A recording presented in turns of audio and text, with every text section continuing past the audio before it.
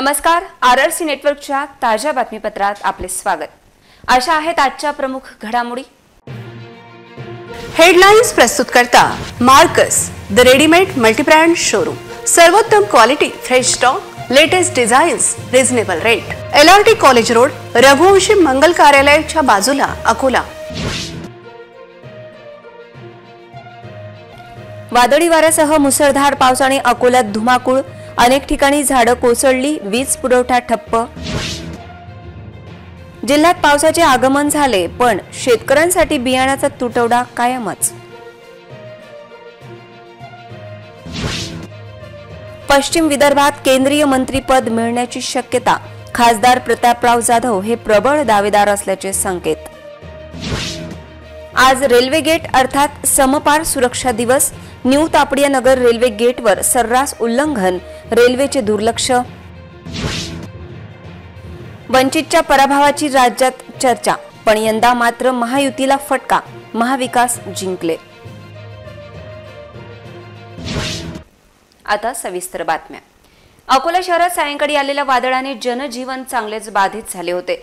त्यामुळे शहरातील मुख्य मार्गावरील वर्दळ थांबली होती, तर वादळ आणि पावसाचे आगमन झाल्याने काही ठिकाणी झाडं पडल्याची माहिती आहे, तर अनेक भागात वीज पुरवठा खंडित झाला।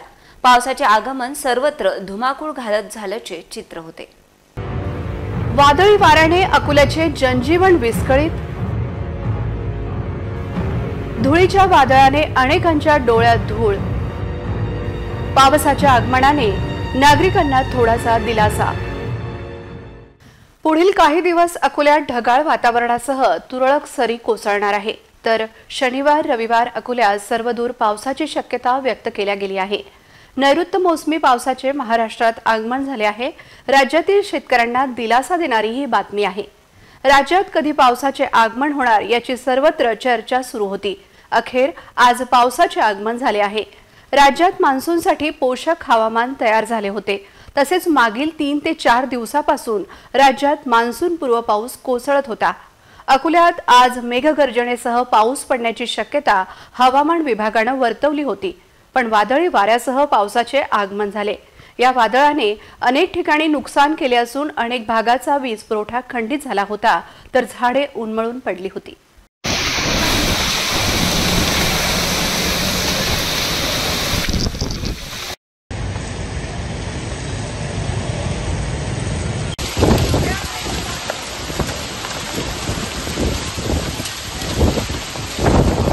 तोष्णीवाल लेआउट जवळील अकोला अर्बन बँकेच्या समोर मोठे झाड कोसळून नुकसान झाले।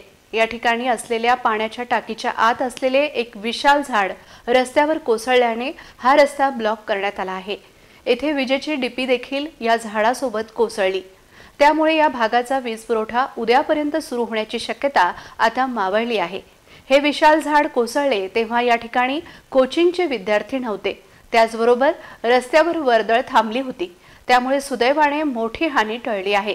त्यामुळे वादळ वाऱ्यात पावसात झाडाखाली थांबणे धोक्याचे असते, हे येथे अधोरेखित झाले आहे। शहरातील पत्रकार कॉलनी, उमरी, लहान उमरी या सर्व भागातील वीज पुरवठा आज वादळी वाऱ्यासह आलेल्या पावसाने खंडित झाला आहे।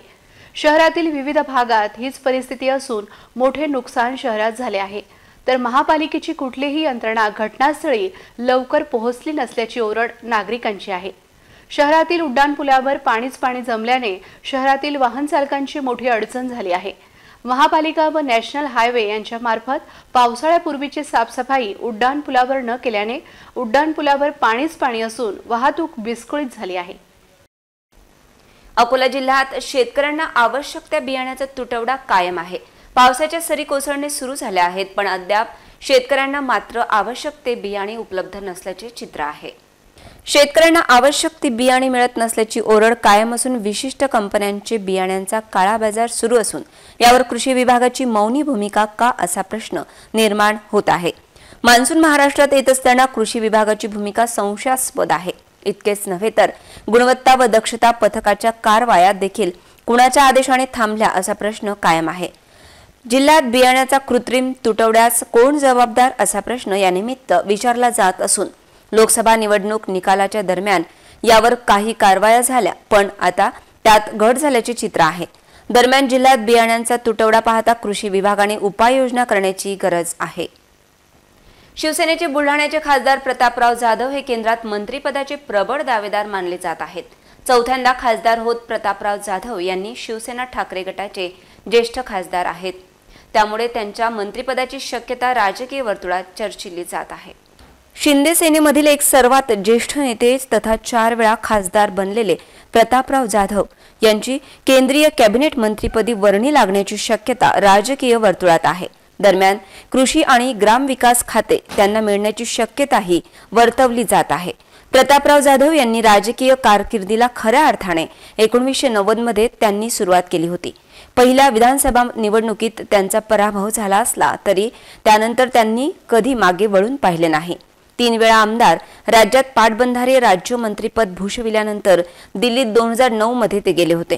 2024 मधील त्यांचा लोकसभेमधील सलग 4था विजय पाहता दिल्ली दरबारीही त्यांचे वजन वाढले आहे।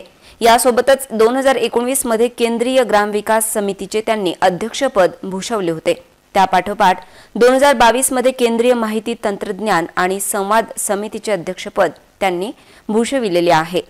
त्यामुळे संसदीय कामकाज करताना तथा या दोन्ही समित्यांचा अध्यक्ष या नात्याने त्यांनी संपूर्ण देश पालथा घातला आहे। परिणामी केंद्रीय ग्रामविकास मंत्री किंवा केंद्रीय कृषी मंत्रीपदी त्यांची वर्णी लागण्याची शक्यता आहे। यासोबत महायुतीमधील नेत्यांशी त्यांचे असलेले घनिष्ठ संबंध तसेच शिंदे सेनेचे एक निष्ठावान म्हणून त्यांच्याकडे पाहिले जाते, त्यामुळे निश्चित त्यांच्या मंत्रिपदासाठी पारडे जड मानले जात आहे। आज आंतरराष्ट्रीय समपार रेल्वे फाटक सुरक्षा दिवस आहे। त्यानिमित्त रेल्वेद्वारे इतर ठिकाणी मोठ्या संख्येत समपार फाटक सुरक्षा दिवसाची जनजागृती सुरू आहे। पण अकोल्यात मात्र रेल्वे अधिकाऱ्यांच्या ढिसाळ कारभाराचा नमुना समोर येत असून लोकांचे जीव तर यामुळे धोक्यात येतच आहेत, त्याचबरोबर रेल्वेची सुरक्षा वाऱ्यावर असल्याचे चित्र आहे। सावधान, नागरिकांची अशी चूक जीवघेणी ठरू शकते। अकोल्यात रेल्वेद्वारा जागृतीचा अभाव, इतर ठिकाणी रेल्वेची मोठी जनजागृती। समपार फाटक सुरक्षा दिवशीच मोठी चूक। आंतरराष्ट्रीय रेल्वे समपार फाटक सुरक्षा दिवस आज आहे। या निमित्त राज्यात इतरत्र रेल्वे फाटकांवर जागरूकता करण्यात येत आहे। समपार फाटक सुरक्षा जागरूकतेचे हे पोस्टर राज्यातील इतर ठिकाणचे आहे, पण अकोल्यात मात्र समपार जागरूकता काय, कुठलीच उपाययोजना होताना दिसत नाही। बंद फाटकाच्या मधात 4 चाकी आणि दुचाकी गाड्या आल्याचे चित्र आज न्यू तापडिया नगर येथे होते, तर मागून मेमू जाताना दिसत होती। ही रेल्वेची मोठी चूक असून हजारो प्रवासी रेल्वेने प्रवास करत असताना अशा प्रकारे रेल्वे गेटमध्ये 4 चाकी गाडी आणि दुचाकी गाडी असणे हे धोक्याचे लक्षण आहे। आंतरराष्ट्रीय रेल्वे समपार फाटक सुरक्षा दिवस आज आहे, पण अकोल्यातील रेल्वेद्वारा कुठलीच जागरूकता होताना दिसत नाही। दुसरीकडे अकोल्यात न्यू तापडिया नगर उड्डाणपूल गेल्या काही वर्षांपासून प्रलंबित असल्याने नागरिक स्वतःच्या जीवाशी खेळत असल्याचे चित्र आहे। या ठिकाणी उड्डाणपुलाचे काम अतिशय धीम्या गतीने आणि जुन्या पद्धतीने सुरू आहे। हजारो लोकांना या ठिकाणी रोज रेल्वे गेटची अडचण होत आहे। या ठिकाणी रेल्वे अधिकाऱ्यांचे दुर्लक्ष अधोरेखित होत असून रेल्वे नियमांना तिलांजली दिल्या जात आहे। अशा प्रकारे नागरिकांनी गेट क्रॉसिंग केले तर मोठा अनर्थ होण्याची भीती व्यक्त केली जात आहे। डाबकीरोड पोलीस स्टेशन हद्दीमध्ये येणाऱ्या वेज मिरची ते शेगाव टी पॉइंट समोर अकोल्याकडून खामगावकडे जाणाऱ्या दुचाकी टिप्परच्या खाली आल्यामुळे दोघांचा जागीच मृत्यू झाल्याची घटना दिनांक 6 जून रोजी गुरुवारी दुपारी 12 वाजताच्या सुमारास घडली। अकोल्यातील रस्ता हा खराब झाला असून तसेच रस्त्याला मोठ्या भेगा पडल्या, त्यामुळे हा अपघात झाला असल्याचा अंदाज नागरिकांनी व्यक्त केला आहे। अशातच दुचाकी क्रमांक MH30BG 7990 क्रमांकाच्या दुचाकीने 2 व्यक्ती अकोल्याकडून खामगाव मार्गाकडे जात असताना बाळापूरवरून अकोल्याकडे येणाऱ्या MH36F 2495 क्रमांकाच्या टिप्परने या दुचाकीला जोरदार धडक दिली आणि या धडकेत दुचाकी ही टिप्परच्या मागील चाकात गेली। यामध्ये एक जण जागीच ठार झाला होता, तर एक व्यक्ती 100 मीटर फरफटत गेला होता। दुचाकी अपघातामधील दुचाकी क्रमांकाच्या आधारे मिळालेल्या माहितीवरून दुचाकी श्याम राजेंद्र महाले वय वर्ष 30 राहणार शिवणी, तर दुसरा सचिन जुनारे नामक व्यक्ती वय वर्ष 32 हा उमरी अकोला येथील रहिवासी आहे, अशी माहिती सूत्रांकडून प्राप्त झाली आहे। दरम्यान घटनेची माहिती डाबकीरोड पोलीस स्टेशनचे ठाणेदार सुरेंद्र बेलखेडे यांना मिळाली असता त्यांच्या पथकातील कर्मचारी घटनास्थळी दाखल होऊन घटनेचा पंचनामा केला व टिप्पर ताब्यात घेऊन मृतकांचा शव उत्तरीय तपासणीकरिता शासकीय वैद्यकीय महाविद्यालयात पाठवला। अधिक तपास डाबकी रोड पोलीस करीत आहेत। अकोला शहरातील केशवनगर भागातील मुख्य पाईपलाईनला कनेक्शन जोडणी करून पाणी द्यावे या मागणीसाठी आज खडकी येथील नागरिकांच्या वतीने महानगरपालिका आयुक्तांना निवेदन देण्यात आले। महानगरपालिका उत्तर झोन खडकी हद्दवाढ भागातील नागरिकांच्या वतीने मनपा आयुक्तांना निवेदन देण्यात आले। पूर्वीची खडकी ग्रामपंचायतने 2 इंची टाकलेल्या नळ योजनेतून पाणीपुरवठा सुरू असून सकाळी 6 वाजता नळ येतात, त्यानंतर 2 वाजेपर्यंत पाणीच मिळत नाही। आम्ही यापूर्वी देखील 2 ते 4दा तक्रारी केल्या, निवेदने दिलीत, परंतु अद्यापपर्यंत कोणीच दखल घेतली नाही आणि पाण्याची समस्या सुटलेली नाही। केशवनगरच्या पाण्याच्या टाकीतून आलेले कनेक्शन आमच्या नाल्या शेजारी आहे, ते अंतर फक्त 10 ते 15 फुटाचे पाईपची जोडणी केली तर 15 ते 20 घरांना पाणी मिळू शकते व समस्या सुटू शकते। याबाबत संबंधित विभागाचे जेई यांना वारंवार सांगितले असता त्यांनी अद्यापपर्यंत आमच्या समस्येकडे हेतुपुरस्सरपणे दुर्लक्ष केल्याचा आरोप स्थानिकांनी केला आहे। आम्ही महसूल कॉलनीमधून इथे आलेलो आहोत। आमच्या इकडे पाण्याची समस्या भीषण म्हणजे नियोजनाअभावी पाण्याची समस्या उद्भवलेली आहे। ग्रामपंचायतने जी नळ योजना टाकली 2.5 इंचाची आणि त्याच्यामध्ये 250-300 घराचं पाणी पुरवठा आमचे शेवटी घर असल्याच्यानं आमच्या 15-20 घराला अजिबात पाणी येत नाही। तिन्ही ऋतूमध्ये आमच्या इकडच्या महिला दिवसभर पाण्यासाठी त्रासलेल्या असतात। शेवटी आमच्या नगरसेवकानं तर कोणा लक्षच दिलं नाही, निष्क्रिय नगरसेवक आणि जे कोणती जेई आहेत आमचे ते सुद्धा अजिबात लक्ष देत नाही। आम्ही वारंवार त्यांना सांगितलं की आमचं बात छोटीशी समस्या आहे, केशवनगरातून आलेल्या त्या पाईपलाईनला जर 10-15 फुटाचा पाईप जोडला तर आमची नेहमीची पाण्याची 15-20 घरांची समस्या सुटू शकते। परंतु नेहमीसाठीची समस्या आहे, आमच्या महिला सकाळी 6 वाजता नळ येतात तर दिवसभर पाण्यासाठी त्रासलेल्या असतात, पाणी तर भेटतच नाही आणि सर्व महिला पाण्यासाठी त्रसलेले असतात। म्हणून आज आम्ही महानगरपालिका अकोला येथे आयुक्त साहेबांना या समस्त महिलांच्या सोबत निवेदन देण्यासाठी आले। भावना गवडी यांनी आज गंभीर आरोप करत त्यांना तिकीट नाकारण्यासाठी थेट मुख्यमंत्री एकनाथ शिंदे यांच्यावर दबाव होता असे जाहीर भाष्य त्यांनी केले आहे। हा दबाव नेमका कोणाचा होता असा प्रश्न या निमित्त विचारला जात आहे। यवतमाळ वाशिमच्या 5 वेळा खासदार राहिलेल्या भावना गवडी यांचे तिकीट कापून ते राजश्री पाटील यांना देण्यात आले। या ठिकाणीच महायुतीचा घात झाला आणि तिथे महाविकास तसेच शिवसेना ठाकरे गटाचे संजय देशमुख खासदार म्हणून विजयी झाले। या सर्व पार्श्वभूमीवर आज माजी खासदार भावना गवडी यांनी केलेला आरोप गंभीर असून मुख्यमंत्री व शिवसेना नेते एकनाथ शिंदे यांच्यावर कोणी दबाव टाकून गवडी यांचे तिकीट कापले असा प्रश्न उपस्थित होत आहे। 6व्या वेळी मला दिली असती तर प्रचंड मतांनी विजयी झाले असते असे भावना गवडी यांनी म्हटले आहे। एकनाथ शिंदे आणि पक्षावर दबाव होता, उमेदवारी देऊ नका त्यासाठी स्क्रिप्ट लिहिली गेली, मात्र अशा प्रकारच्या स्क्रिप्ट पक्षाच्या हिताच्या नसतात असे भावना गवडी यांनी स्पष्ट शब्दात सांगितले। जनतेची जी इच्छा होती ती इच्छा कदाचित पक्षाच्या वरिष्ठांकडून पूर्ण झाली नाही, जनतेने हे मताच्या स्वरूपाने दाखवले आहे असे भावना गवडी यांनी म्हटले आहे। जनतेची जी काही इच्छा होती ती कदाचित पक्षश्रेष्ठीकरण पूर्ण झाली नाही, ती मताच्या रूपाने या ठिकाणी जनतेने कदाचित दाखवले असं म्हणायला काही हरकत नाही। आणि कधी कधी सत्य हे कटू असतं पण ते बोललं पाहिजे। आणि मला असं वाटतं की या ठिकाणी ज्या पद्धतीने सर्वसामान्य माणसाच्या जनतेच्या लोकांच्या मनामध्ये मी होते आणि जो विश्वास माझ्यावरती त्यांनी 25 वर्षापासून दाखवला, खरोखर मी त्यांची मनातून आभारी आहेच। परंतु आदरणीय एकनाथजी शिंदे साहेब असतील किंवा आमचा पक्ष असेल, त्यांच्यावरती सुद्धा वेगवेगळ्या मार्गांनी प्रेशर हे होतंच असं म्हणायला काही हरकत नाही। आणि दुसरी गोष्ट अशी आहे की खुद्द जे हेमंत पाटील आहेत त्यांनी सुद्धा मान्य केलं होतं की ही स्क्रिप्ट लिहिल्या गेलेली आहे आणि म्हणून मला असं वाटतं की बऱ्याच वेळेला अशा जेव्हा स्क्रिप्ट लिहिल्या जातात तेव्हा त्या पक्षाच्या हिताच्या नसतात। कदाचित आदरणीय आमचे मुख्यमंत्री साहेब यांची तळमळ होती मला मत या ठिकाणी उमेदवारी देण्याची, परंतु अनेक फॅक्टर त्याच्यामध्ये झालेत असं मला दिसते। महाराष्ट्र राज्यातील 4ही कृषी विद्यापीठासाठी अत्यंत महत्त्वपूर्ण असलेल्या संयुक्त कृषी संशोधन व विकास समिती 2024 ची 3 दिवसीय बैठक अकोला पंजाबराव देशमुख कृषी विद्यापीठ येथे प्रमुख मान्यवरांच्या उपस्थितीत आयोजित करण्यात आली आहे। कृषी विद्यापीठाच्या दृष्टीने अत्यंत महत्त्वपूर्ण असलेल्या संयुक्त कृषी संशोधन व विकास समितीची बैठक दरवर्षी राज्यातील एका कृषी विद्यापीठात आयोजित करण्यात येत असते।